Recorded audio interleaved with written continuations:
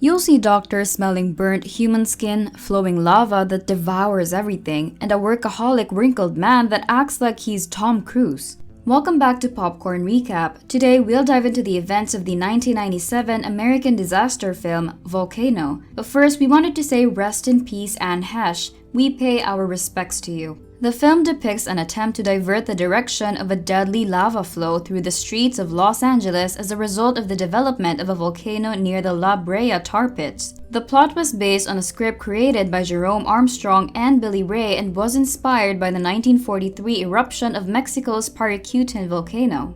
Although the film has shown several factual errors, it is still a nice movie to watch if you're feeling apocalyptic. The volcanic lava is depicted melting everything it touches for the entire time the volcano is shown erupting, despite the fact that in actual life, volcanic lava would not melt any human being because lava is denser than water. In addition, lava cannot instantaneously melt anything in real life, and nothing should sink if it becomes entangled in a lava flow. Cool facts, huh? The movie starts with Mike Roark cooking his horrendous-looking scrambled eggs. He needs to upgrade his plan to a real non-stick or else all of his eggs would be sticky. He calls his 13-year-old daughter Kelly to have breakfast, but she insists that she doesn't eat in the morning. Who would eat those scrambled eggs? Her teenage daughter is having some attitude problems, mainly due to their recent divorce. Roark loves his daughter so much and he would do anything for her. Well, unless it's work. Roark is a workaholic man, you could tell by his wrinkles.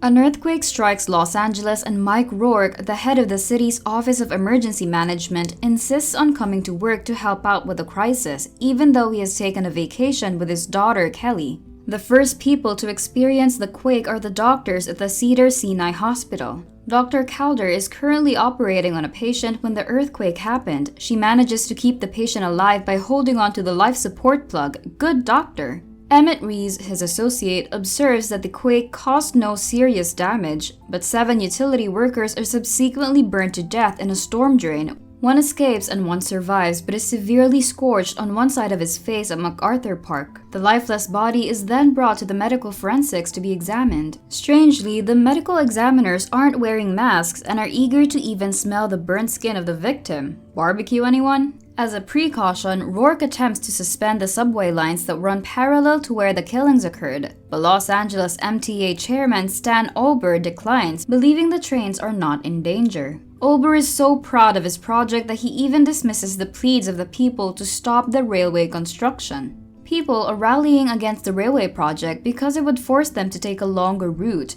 They are advised to take the train instead at intervals of 15 minutes. The general driving population didn't like the idea, but what can they do? The crinkly old men argue for quite some time until the media arrive to cover the recent tragedy. Roark is left with an uneasy feeling about the situation but is unable to take action since the subway lines are a bigger project. Against the rules, Roark and his colleague Gator Harris inspect the storm sewer in the park. They wander for a few minutes and start to feel the creeps underground. They notice that the air is becoming hotter and it is harder to breathe because of the hot fumes. Their rubber gloves are melting and their suits are drenched with sweat. When scorching gases suddenly pour out of a fracture in the concrete lining and flood the tunnel, they are nearly burned alive and barely escape with their lives. An intense scene that would make you clench your butt.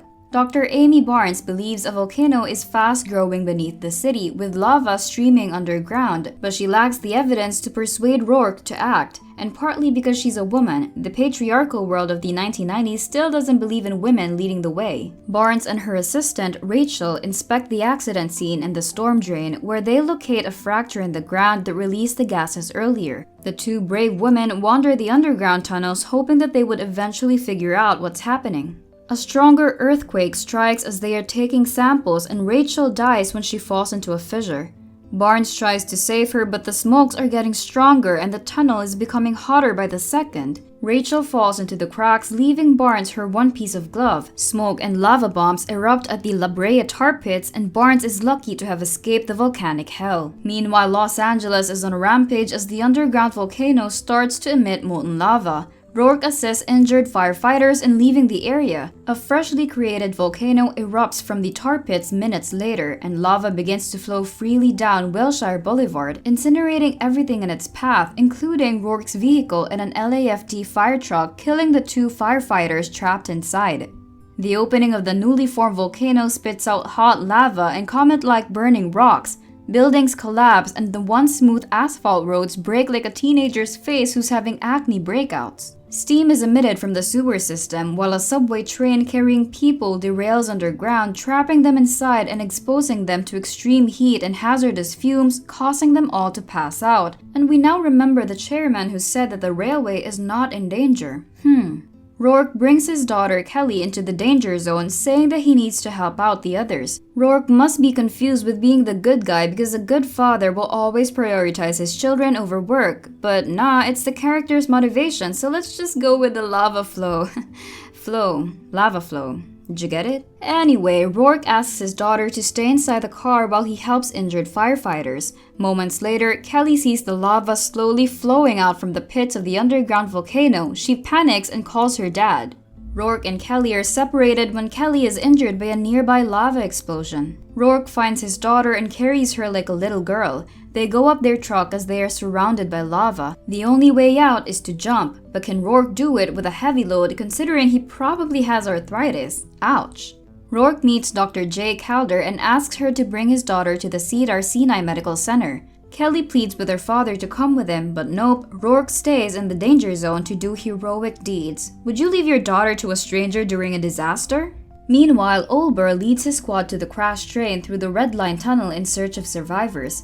Everyone is saved, but Olber notices that the train driver is still missing and returns to find him. He discovers the driver, who is still alive but unconscious just as the lava reaches and begins to melt the train. Olber gives his life to save the conductor by jumping into the lava flow and flinging him to safety as he dies. Olber started out as a douche, but he eventually has a paradigm shift and becomes a hero.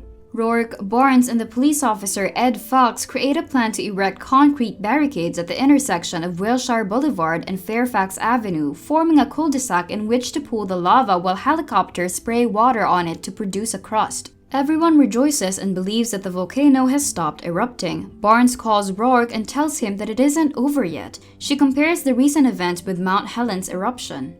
While the procedure is successful, Barnes subsequently theorizes that lava is still moving underground through the Red Line subway extension and calculates that the main eruption will occur at the end of the line near Cedar Sinai at the Beverly Center.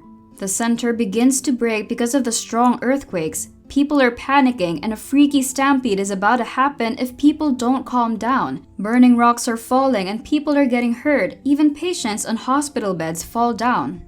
To demonstrate this, Dr. Barnes and Roark lowered a video camera into the tunnel to observe it, only to have it incinerated by a fast-moving flow of lava. But while doing this, the two get cozy with each other and probably start to develop feelings for each other. Who knows, disasters bring people together. They analyze the pace and discover that the lava will reach the end of the red line in 30 minutes. This would have been fun if we were still kids playing The Floor is Lava, but what did we know back then? Explosives are employed under Roark's command to make channels in the street to divert the flow of lava into Ballona Creek, which would eventually flow into the Pacific Ocean, but Barnes notices that the roadway is sloping in the opposite direction. Roark devises another plan to demolish a 22-story condominium building in order to prevent the lava from entering the city.